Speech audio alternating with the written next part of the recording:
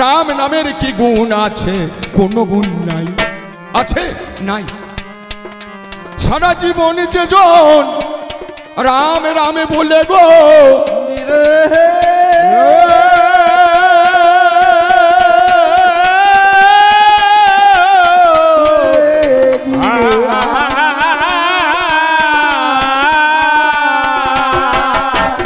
নয়নের জলে সেজন ঝড়াইয়া দিল। নাম যার হনুমান রামে রামে বলে সারা জীবনটি কাটালো। এই নামের কোনো মাহাত্ম্য নেই, নামের গুণের কোনো মাহাত্ম্য নেই। কারণ কি? রামে রামে বলা মুখ তার অবরোধ হয়ে যায়। বাবা স্টেনলেস স্টিলে যেমন জং পড়ে না, তাহলে এই রাম নামে গলায় কোনোদিন কোনো ব্যাধি আসবে না। তবে হনুমান এই রাম নামে বলা মুখে অবরোধ হয়ে শুধু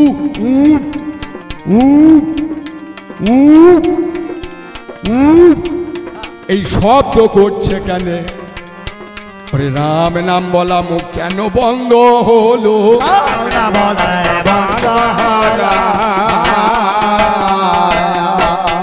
আমার বলো দাদা কথাগুলো কেন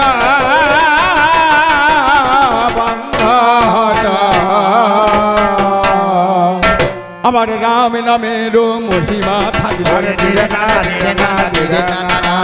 রাম নামের মহিমা থাকলে আমি দেখিবারে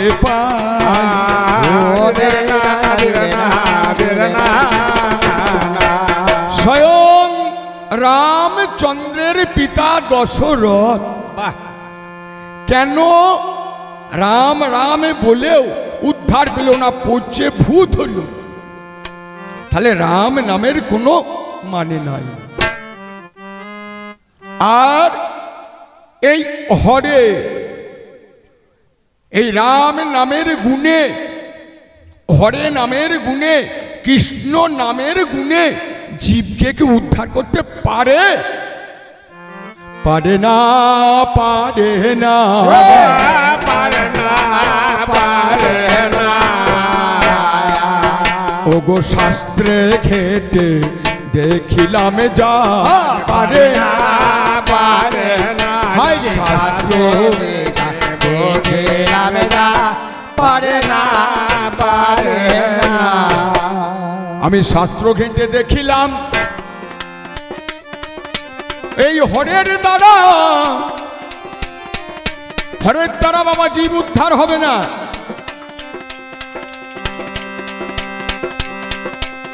এই আসরে যদি বলতে যাই, অল্পই বলছি, করো কল্পনা।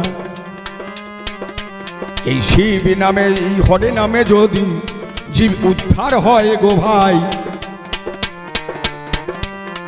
কেন একদিন ক্ষীরদকুলে এই শিব ঢলে পড়েছিল, জানেন তা সবাই। কাকু, এই শিব জগৎকে উদ্ধার করবে হরিনামের মাধ্যমে। দেখুন ওর অবস্থাটা দেখুন। সমুদ্র মন্থন করার পরে পুনরায় রোমন্থন করিতে গেল,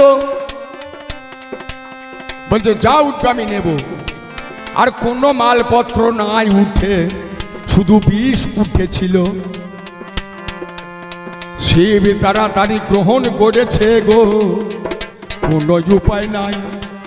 এই বিষ যদি মাটিতে ফেলে পৃথিবী ধ্বংস হয়ে যায়। সাগরে ফেলিলে বিষ আমার আগুনে লেগে যাবে। শিব তুমি নিয়েছ, শিব সত্য সুন্দর, কথার দাম রাখো। অগত্যে সেই বিষ শিবি পান করেছে। তবে পান করে বিষের জ্বালায় নীলকণ্ঠ হয়ে গেল।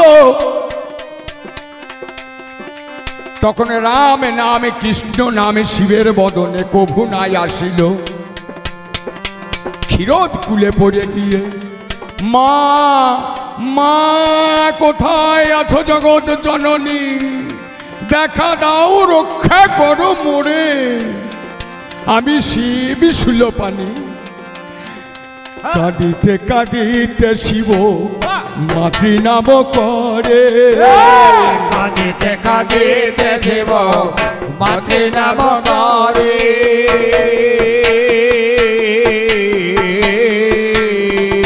কোথায় আছো মা জননী, দেখা দাও মোরে। কোথায় আছো মা জননী, দেখা দাও মোরে। এবারে কোলে নিয়ে তুমি রক্ষা করো, তুমি রক্ষা করো। আমার প্রাণ বাঁচিয়ে তোলো, হৃদয় গৌরী প্রেমানন্দে। কোলে নিয়ে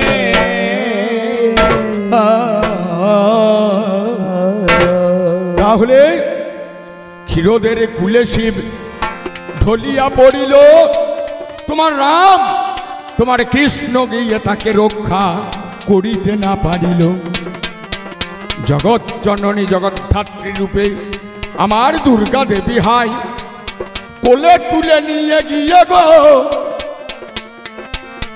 জানু উপাধানে শোয়াই। জানু উপাধান মানে আমার এই দাব না পড়ে, দাব না পড়ে শুয়াইয়া কিবা কর্ম করিল। বক্ষ উন্মোচন করে স্তন মুখে পুড়ে দিল। দেবু ঠিক আছে, স্তনটা তার শিবের মুখে পুড়ে দিয়েছে। আমার এই মাতৃশক্তি মা, শিবের টানার শক্তি নাই ছিল না, টিপে দিয়ে ফিচকারি দিয়ে তার কণ্ঠ দেশে পৌঁছালো। তাহলে আমার এই মা জননী দরদিনী অমৃত সুধা ভাণ্ড খুলে পুড়ে দিয়েছিল শিবের মুখে টিপে যখন দিলে। অমনি বাবা যখন আমার অমৃত ভাণ্ড খেলো, ওইখানেতে জানি বাবা জ্ঞানী ফিরে পেল, জানি আমার নীলকণ্ঠ ভালো হয়ে যায়। ও বাবা রে পাল্লাদা তোমারে জানাই, এইখানেতে দেখো একটু বিচার করো মনে। আমার মায়ের নাম নিয়ে শিব সেদিন প্রাণে বেঁচে ছিল। তাহলে পরম বৈষ্ণব তোমরা এই মায়ের প্রসাদে ঘৃণা করেছ, আর এই হরে জীব উদ্ধার করবে বলো মনে। এই হরের দ্বারা হবে না গো, মায়ের দ্বারা উদ্ধার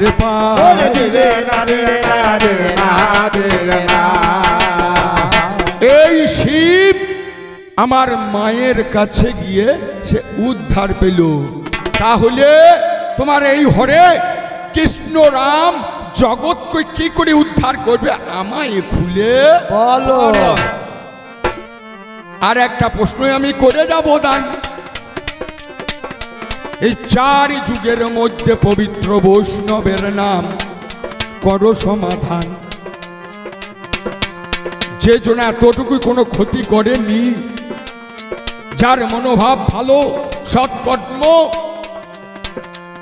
কোন জন গো পবিত্র বৈষ্ণব হলো। চার যুগের মধ্যে পবিত্র বৈষ্ণবটা বলাও, আমরা সকলেই শুনে নেব। ভালো ভালো জয় গুরু জয় গুরু। কোন জনা হয় পবিত্র বৈষ্ণব, এই চার যুগের মাঝে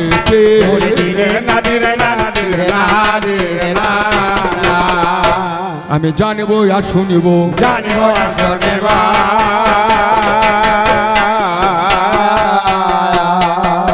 এই বৈষ্ণবের দ্বারা কি হয়েছে ওরে জানব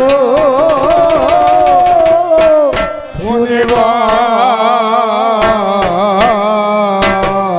ভাগো আমরা যখনই যাই এই গোটা বিশ্ব জগতের মাঝখানে, আমরা পূজারী, ব্রাহ্মণ, শাক্ত শক্তির উপাসক, কালীর উপাসক, সমাজের কার কতটা অবদান আছে, তুমি কি করেছো? গৃহস্থের বাড়ি যখন আমরা গো যাই, শিশু জন্ম নিলে গো ব্রাহ্মণ বেশে আমরা তার ষষ্ঠী পুজো করাই, যাই না? ষষ্ঠী পুজো করতে হয়, তারা ভাগ্যের আকাশে লিখে দিতে হয়। আমাদের এই শক্তিময়ী জগৎ জননী জগৎ ধাত্রী তিনি সব শক্তির মূলে এলো। আমি একটা কথা বলি, পরে তো সময় পাবো না, এই পালাটা একটু বাড়িয়ে আমাকে বলতে হচ্ছে। জগৎ জননী জানি বাবা দেশে যখন হাহাকার লাগিল, একবার হয়েছিল ৭৬ মন্বন্তর না, অনেক শিক্ষিত মানুষ জানেন। হাহাকার করছে, কোথায় মা জননী দরদিনী, অন্ন চাই জল চাই বস্ত্র নাই, গাছের পাতা খেয়ে বাঁচতাম সেটাও শুকিয়ে গেছে, খাদ্য বলিতে নাই। সেই দিনে জানি আমার মা জননী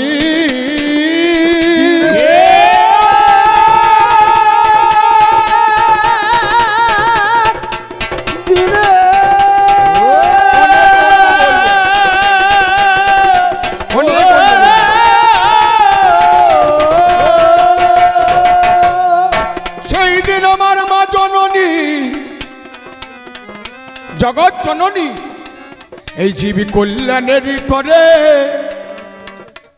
আমরা সাদে পূজা করি মায়ের, খাদ্যের অভাবে জীব কাঁদছে মা, অন্ন দাও মা, আর যে খিদের জ্বালা সহ্য হয় না মা।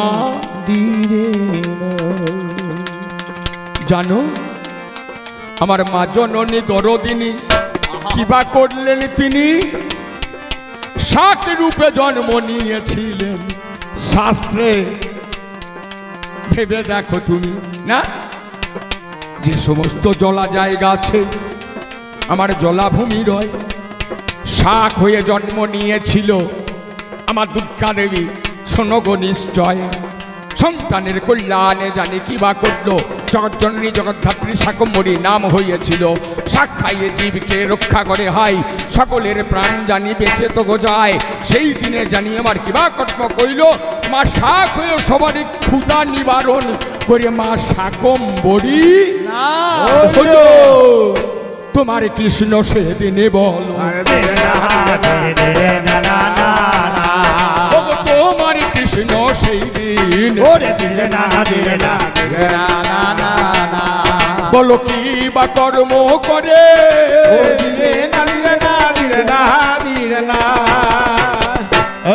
আমার মা জগৎকে রক্ষা করলো। তোমার কৃষ্ণ সেদিন এই জগৎ কল্যাণে সেদিন বলো কি করেছিল, সেই দিনে বলো কি করেছিল, বলো এই জাগতিক জগতে কি কাজে লাগিল। হরি বল হরি বল, জয় গুরু।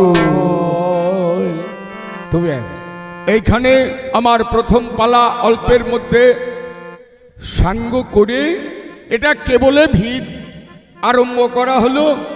এরপর জানলা দরজা কোথায় থাকবে কি হবে সেটা আমার দ্বিতীয় আসরে ভগবান কৃষ্ণের দ্বারা কি হয়েছে, আর এই জগৎ জননী আত্মা শক্তির মাধ্যমে কি হয়েছে এই তুলনা হবে। জয় গুরু জয় গুরু, ঈশ্বর মঙ্গল করুন। ওইদিকে একবার মুখটা ঘুরিয়ে দেন, আমরা ছবিটা সারা জীবন থেকে যাবে। জয় গুরু জয় গুরু। উনি আমাকে যে আসর মাঝে পুরস্কৃত নয় আশীর্বাদ মাতৃজাতি আশীর্বাদ করেছেন, যেন এই জগতের মাঝে আমার এই গ্রামটাকে আবার তুলে ধরতে পারি। আপনারা সকলেই আমাকে আশীর্বাদ করবেন, যে আশীর্বাদ এই গ্রামের মানুষ দিলীপ চ্যাটার্জি নন্দকিশোর চ্যাটার্জি মাথায় রেখেছিলেন। দেশ বিদেশে বহু জায়গাতে এই গ্রামের পরিচিতি করিয়ে দিয়েছিলেন। পাণ্ডুগ্রাম, কেতুগ্রাম থানা বললে ও একটা গ্রাম আছে না পাণ্ডুগ্রাম, অনেকে দিলীপ বাবুকে সাহায্য করেছিলেন। আমার এই সুধন্য কাকু, তপন কাকু, আমাদের এই নারায়ণচন্দ্র ভট্টাচার্য।